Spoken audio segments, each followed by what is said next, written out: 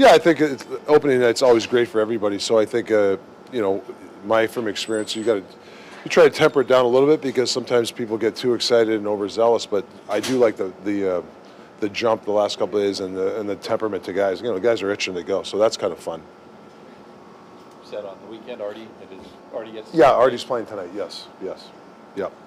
On opening night, I mean, is it different when you're a team like you were last year, hadn't been in the playoffs for good, dying to get in, as opposed to now, you've got different expectations longer term? Is it tough to get as motivated for opening night? I don't think so.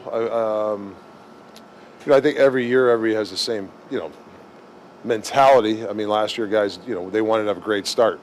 It's the same thing. Like this year, it's the same thing. And I think if you just go by game, I know it's a cliche, but if you just have that attitude, I think it's just better. And I think tonight, it's opening night, but it's Calgary, and we just got to worry about tonight's game. We'll worry about tomorrow. I think that's the best way to approach these games. How much of just last year owning the day, Rick, whether it was practice, a game, or whatever, how much do you think that played into last year, what you guys were able to accomplish by not looking too far ahead, and how can that help you again if you take the same mantra?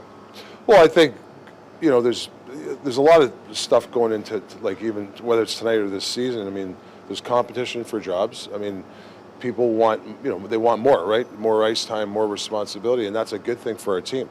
But you also got to fit into puzzles too. Like I'm a puzzle guy, so make sure whatever you bring to the team, whatever it is, that you do that to your best ability. And I think it's a tight group. But it's also a group that knows that there's competition, there's higher expectations. So that's a good thing. The player you got to know in JT when you came here, he hits the 800 game mark tonight. What have you come to appreciate about him, not only as a player, but as kind of that guy who drives the team and the voice of reason in the room, just everything? Well, he's always trying to get better every day, physically and mentally, how his approach to the game. How can he be better and off the ice and on the ice when it comes to the game? I think I have a lot of respect for him. He's changed as a person, as a young kid, and he'll as a 23, 24-year-old till now. Like he's here at the rink early. He's watching video. He comes into camp great shape. He wants the power play to be good. He wants to.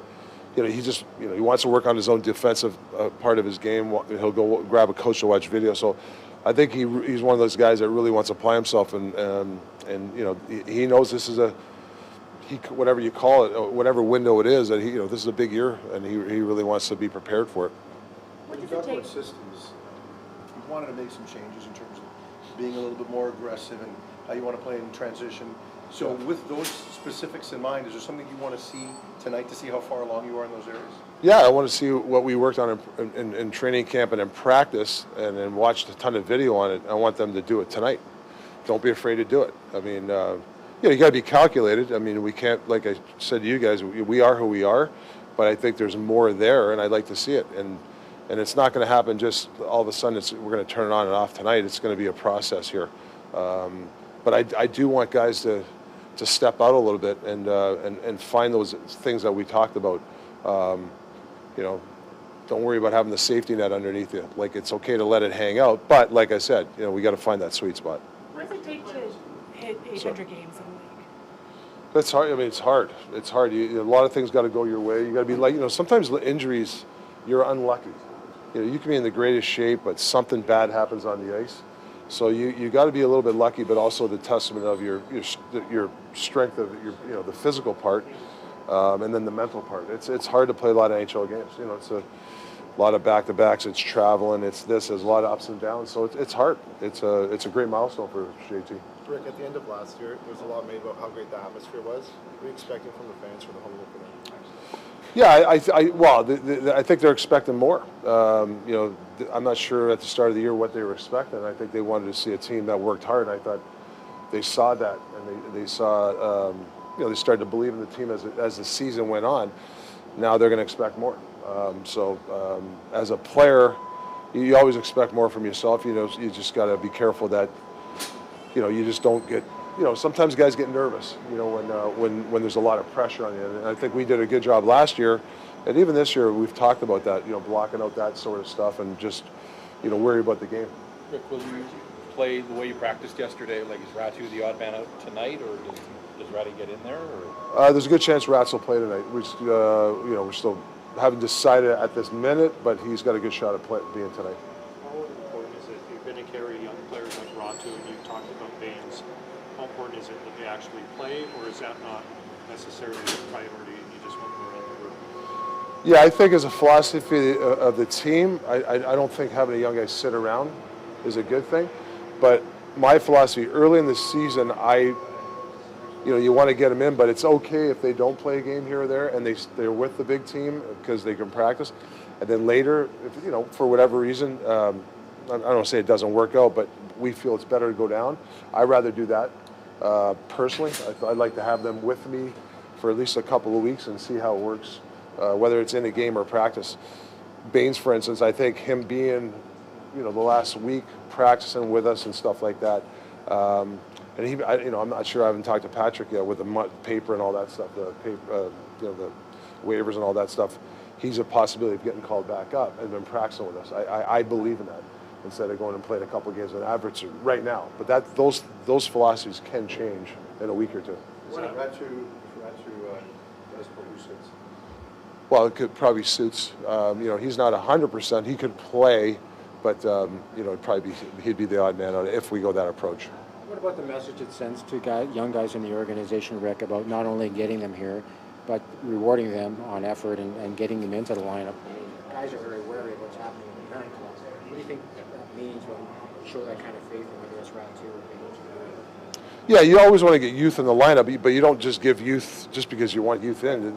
They have to deserve it, and I think it's, you're looking for some qualities in those guys, and Rats has that, and Baines has the stuff that we're looking for. So I think it's a good thing, and it pushes competition, but it's also, when you get youth in there, it just, you can't have 6 or 7 really good guys in the money. Then, in 2 years, you're going to have about 8 guys on waivers. So you have to have that underneath developed guys that when they're ready, they got to push jobs.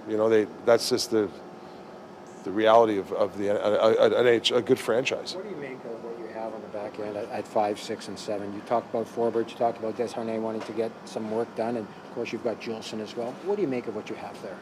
Well, I like the fact that even Forsey, he knows who he is, but just in preseason, just his positioning, getting in front of people. He's a really good penalty killer. He shot. He's tough to play against, and we're going to work on Vinny a lot this year. I think he's going to really. I think his game's going to go even higher under Footy, and Gonch is going to, when he's in town, has been working on him a ton. I think he's a guy that can really take his game another level.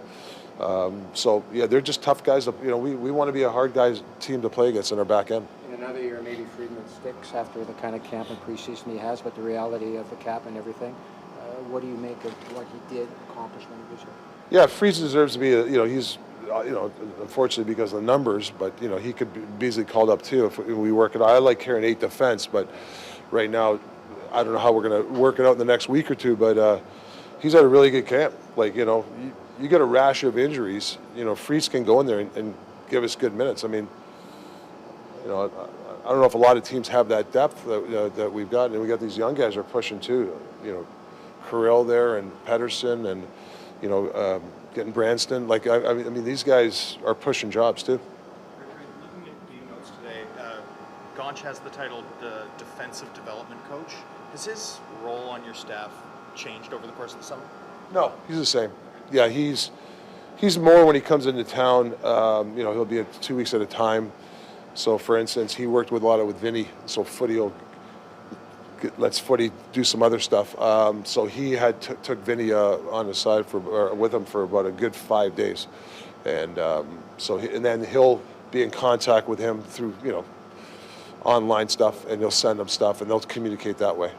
How much weight do you put on opening night? I mean, your club had a statement win to open last season, but we maybe didn't see sort of the team that we saw throughout the year for 5 or 6 games, really, in terms of the style that they played. Do you have to be careful as a head coach not to overreact to your first impression tonight? Yeah, I think that's the hardest part. Trust me, I watched all 3 games yesterday. You're excited to watch hockey, and but you just got to be careful because, you know, whether you win or lose or how you win or lose, you know, sometimes it's magnified because it's opening night. So, yeah, you have to temper that excitement, and even after a game, you just got to temper whatever happens, you know, your opinion of the team. With Quinn being quieter, JT obviously being JT, Yeah. how has their leadership dynamic evolved, you think, since you've been here? You know, those guys are, I think Quinn, you know, he can, it's hard to explain how, he just, when he's on the road, he just goes to dinner with anybody. He could go grab 5 guys, or he might order room service stuff, where Millsy's more of a guy that he likes to go out and bring a lot of guys. So that part is great because you have 2 different personalities. But I've liked Quinn because he's had to make some decisions as a captain, and I saw that last year, and I've seen it a little bit this year too. So he's grown as a captain. But it's good. I think he uses Millsy as his guy, that if he needs the emotional part, he can go to Millsy. No, you don't want to miss this. Or is this